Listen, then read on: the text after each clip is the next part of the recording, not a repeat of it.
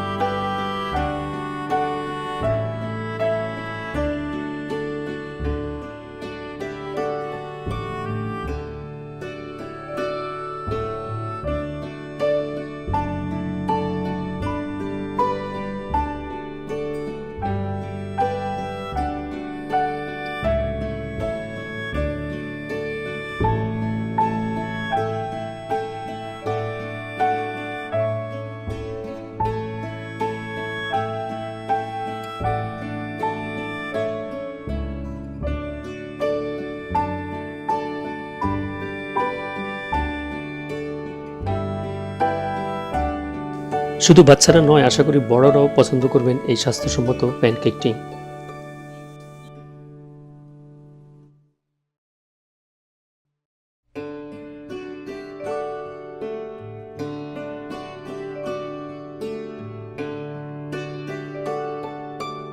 তাহলে আজ এই পর্যন্তই। ভালো থাকবেন, ভালো খাবেন। আল্লাহ হাফেজ।